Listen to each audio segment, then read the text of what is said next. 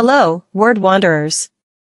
Welcome to my channel, where we explore fun and practical ways to master the English language, one step at a time. If you haven't subscribed yet, make sure to hit that subscribe button and tap the notification bell, so you never miss a lesson. Today, we'll talk about the rules of commas, how to use them correctly to make your writing clear and smooth. Commas and periods are the most frequently used punctuation marks. Commas customarily indicate a brief pause, they're not as final as periods. Rule number 1. Use commas to separate words and word groups in a simple series of 3 or more items. Example, my estate goes to my husband, son, daughter-in-law, and nephew. When the last comma in a series comes before and or after daughter-in-law in the above example, it is known as the Oxford comma. Omission of the Oxford comma can sometimes lead to misunderstandings. Like this one, we had coffee, cheese, and crackers and grapes. Adding a comma after crackers makes it clear that cheese and crackers represents one dish. In cases like this, clarity demands the Oxford comma. Rule number 2. Use a comma to separate two adjectives when the order of the adjectives is interchangeable. Example, he is a strong, healthy man. We could also say healthy, strong man. Rule number 3a. Many inexperienced writers join two independent clauses with a comma instead of a period.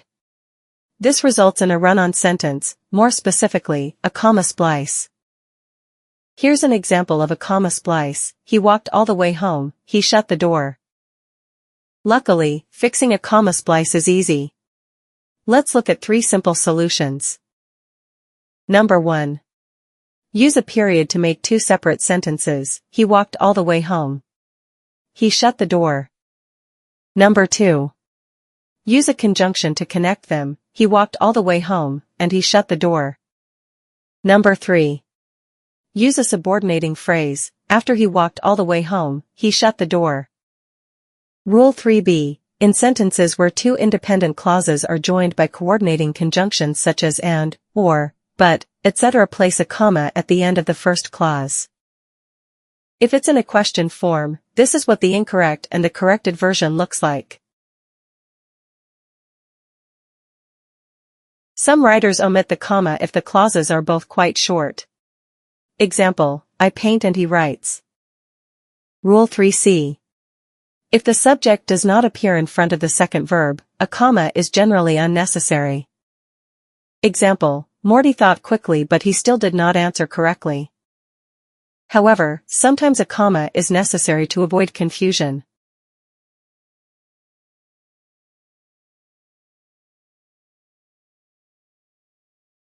Rule number 3d. A comma before because is only needed when it helps make the meaning clear. Example number 1. The twins attended Tulane University because their parents went there. This means the twins went to Tulane University because their parents did. Example number 2. The twins didn't attend Tulane University because their parents went there. This sentence is confusing. It's not clear if they didn't go to Tulane University to avoid going where their parents went, or they did go to Tulane University, but for other reasons. Example number 3. The twins didn't attend Tulane University because their parents went there. With the comma, it's clearer that the twins chose not to go to Tulane University because their parents went there. Rule number 4a. When starting a sentence with a dependent clause, use a comma after it. Example, if you are not sure about this, let me know now. The same rule applies to most introductory phrases, which help set the scene or provide context. Example, having finally arrived in town, we went shopping. If the introductory phrase is short and clear, typically 3 or 4 words, a comma is optional. Example, when in town we go shopping. A comma is not required, but it's not wrong if used. Always use a comma if leaving it out might confuse the reader or lead to a misreading. Here's a clear example: last Sunday, evening classes were cancelled. Without the comma, last Sunday evening classes could be misunderstood as one long phrase. When a sentence begins with a prepositional phrase, a comma is usually not necessary, even if the phrase is a bit longer. Example, into the sparkling crystal ball he gazed.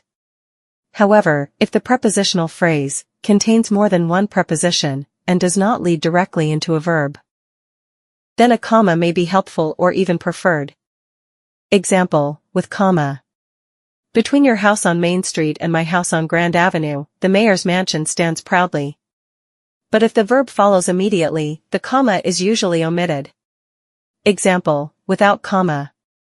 Between your house on Main Street and my house on Grand Avenue is the mayor's mansion. Rule number 4b.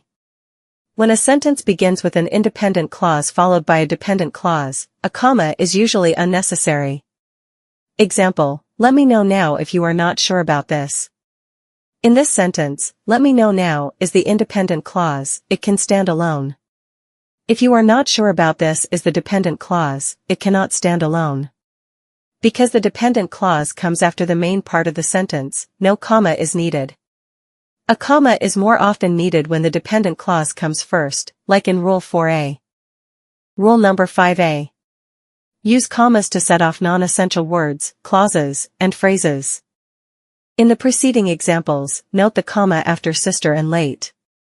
Non-essential words, clauses, and phrases that occur mid-sentence must be enclosed by commas.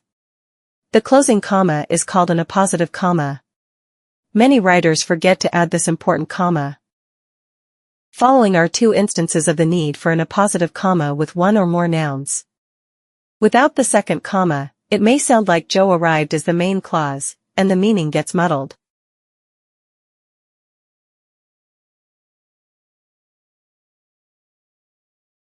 Rule number 5b. If something or someone is sufficiently identified, the description that follows is considered non-essential and should be surrounded by commas. Examples, Freddie, who has a limp, was in an auto accident. If we already know which Freddie is meant, the description is not essential. The boy who has a limp was in an auto accident. We do not know which boy is meant without further description, therefore, no commas are used. This leads to a persistent problem. Look at the following sentence. Example, my brother Bill is here. Now, see how adding two commas changes that sentence's meaning. Example, my brother, Bill, is here. Careful writers and readers understand that the first sentence means I have more than one brother. The commas in the second sentence mean that Bill is my only brother. Why? In the first sentence, Bill is essential information. It identifies which of my two, or more, brothers I'm speaking of. This is why no commas enclose Bill. In the second sentence, Bill is non-essential information, whom else but Bill could I mean? Hence the commas. Comma misuse is nothing to take lightly. It can lead to a train wreck like this. Mark Twain's book, Tom Sawyer, is a delight. Because of the commas, that sentence states that Twain wrote only one book. In fact, he wrote more than 24 of them. Rule number 6a. When certain words introduce a sentence, such as well, yes, no, why, hello, hey, and similar expressions, a comma should follow them. These words are often used to show emotion, tone, or response, and the comma helps set them apart from the rest of the sentence. The comma after the introductory word gives your reader a natural pause, just like you'd hear in speech. Without the comma, the sentence can feel rushed or unclear. Use commas to set off expressions that interrupt the flow of a sentence, words or phrases like nevertheless, after all, by the way, on the other hand, however, of course, in fact, and so on. These expressions are not essential to the sentence's meaning but add commentary, contrast, or emphasis. The commas help signal a brief pause and keep the sentence clear. Example, I am, by the way, very nervous about this. Here, by the way interrupts the main sentence. Commas before and after the phrase make it easier to read and understand. More examples, this is, however, not what we expected. She is, after all, the most qualified person for the job. We could, on the other hand, try a different approach. Rule number 6c. When the word to appears in the middle of a sentence, it should usually be set off with commas. However, when to appears at the end of a sentence, a comma is usually not necessary. Examples, my dog, too, enjoys long walks in the park. Here, to is placed mid-sentence and is surrounded by commas. My dog enjoys long walks in the park too. Since to is at the end, no comma is needed. Rule 7. Use commas to set off the name, nickname, term of endearment, or title of a person directly addressed. Examples: will you, Aisha, do that assignment for me? Yes, old friend, I will. Good day, Captain.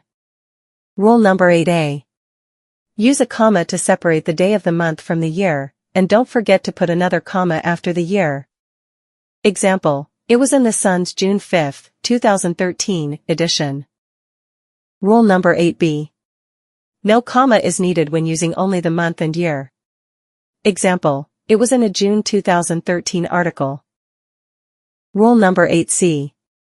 A comma may be advisable with other incomplete dates, especially when they include the day of the week. Examples: our planning meetings will take place on Friday, November 13th, and Thursday, December 10th. Commas help set off the full date expressions. Our planning meetings will take place on November 13th and December 10th. Since no day of the week is included, commas are optional but often omitted. Rule number 9. When mentioning a city and its state, or country, use a comma to separate the city from the state, and don't forget to put another comma after the state if the sentence continues. Example: I'm from the Akron, Ohio, area. That's it for part 1 of the rules of commas. If you found this helpful, don't forget to like, subscribe, and share with someone who needs a quick grammar boost. And be sure to follow so you don't miss part 2, where we'll break down even more comma rules, including some that trip up even advanced writers. Thanks for watching, and I'll see you in the next one.